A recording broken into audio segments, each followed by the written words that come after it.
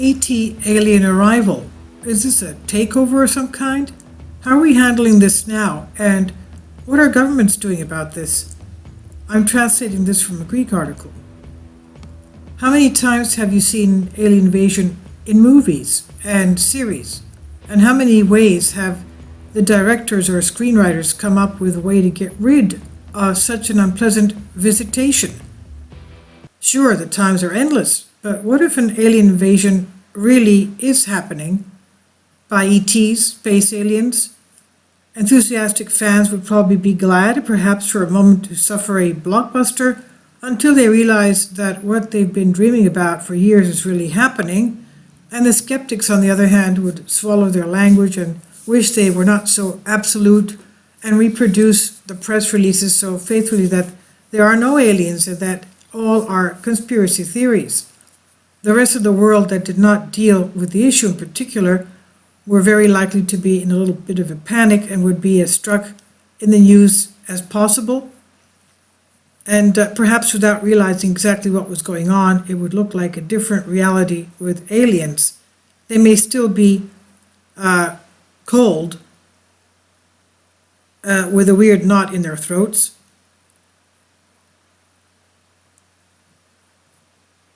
In other words, they may have stayed cool and still have some kind of a knot in their throats from their fright.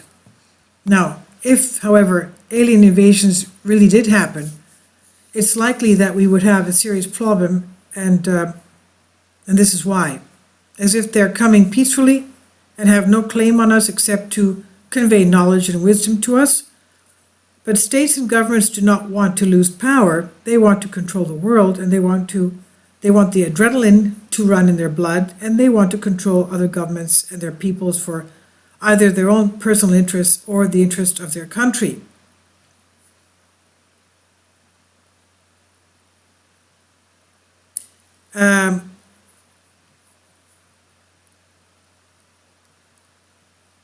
So even if these ETs were coming peacefully and they had no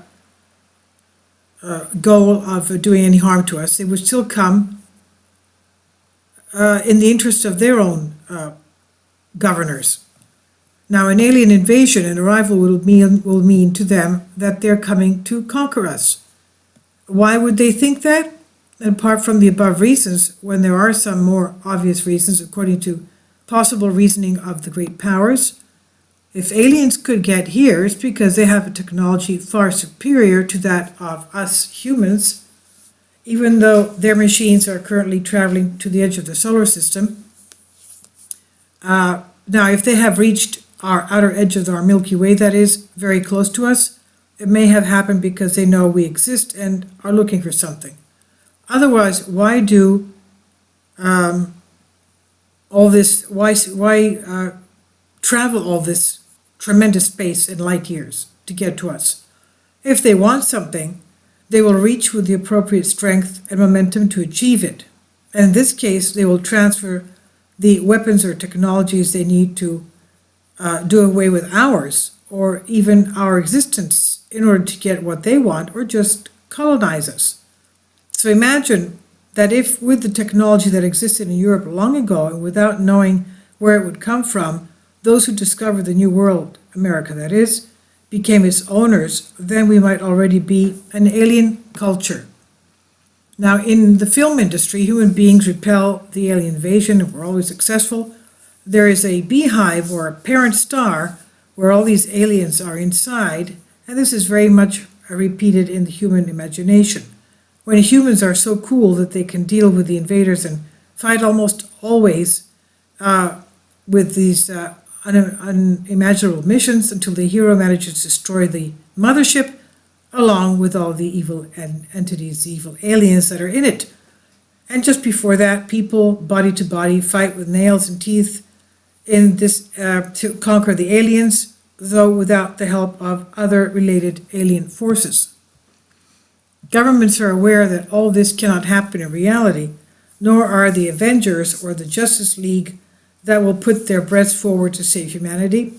People alone cannot protect themselves, and armies around the world, warplanes, ships, nuclear weapons will be called upon to protect their power to protect the president or prime ministers, as in the movies, and is the only point in common that with the possible reality and not the simple buzzword. In addition, they will think that invading aliens also means the transport of germs and other pathogens that could kill humans, friendly and hostile states, and even themselves. However, aliens themselves could be at risk from similar terrestrial microbes themselves, but a culture so advanced to get here would they take this risk into account? Would they risk contracting an infection that would do away with them? So all these could be counted as possibilities. What do you think a government would do, for example? The US, Russia, China, in the event of a peaceful invasion by aliens that they cannot communicate with, and aliens cannot even let them know what they want to say, no matter how much they transmit it, because of a difference in intelligence and knowledge. So, what do you think about this? Would they go all the way here? Would they come all the way, light years away, to come and try to communicate with us in a way that may not be possible? Or even risk becoming infected with one of our viruses or diseases to the point that they are no longer viable? Or it may just be that these extraterrestrials and the UFOs that we're watching, that we're seeing lately, are in fact what Manly P. Hall says. They could be the leftover of Atlanteans who have all this time been hiding away.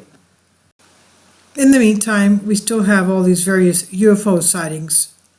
And nowadays, it's very easy for people to just whip up their cell phones and take images and videos of them, which was more difficult for, of course, about 60, 70 years ago. We didn't have such technology. And yet, people were still taking images of what are still considered to be unidentified flying objects or unidentified aerial phenomena. Now, this spring, supposedly the United Kingdom will be declassifying their UFO ET files. They will be made available to the public. That should be very interesting for us to see, because in there we expect to see what happened at the Rendlesham Forest facility, the base that they had there with all these UFO landings as well.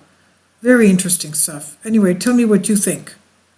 Are these things obvious? Are these extraterrestrial UFOs from another area of our solar system, of another galaxy, interstellar beings that would risk getting infected by something from our environment, and they would come all these light years away to visit us?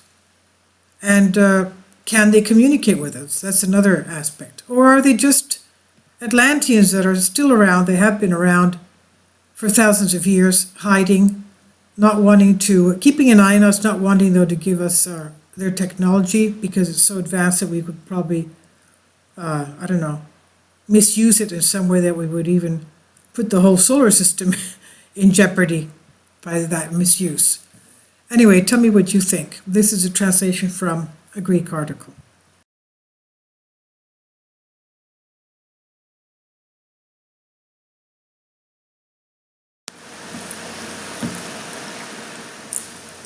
If you'd like to join me on my Patreon account, you will hear content not covered by mainstream media. These riveting stories will be based on my research, and I will state my opinions and give my personal insight on diverse and controversial subjects and world events not covered by mainstream media, and not supported by YouTube guidelines. So whatever I have on my Patreon, most of those will not be on my YouTube channel. Please consider becoming a member today. More of the most significant and important videos will be on my Patreon channel.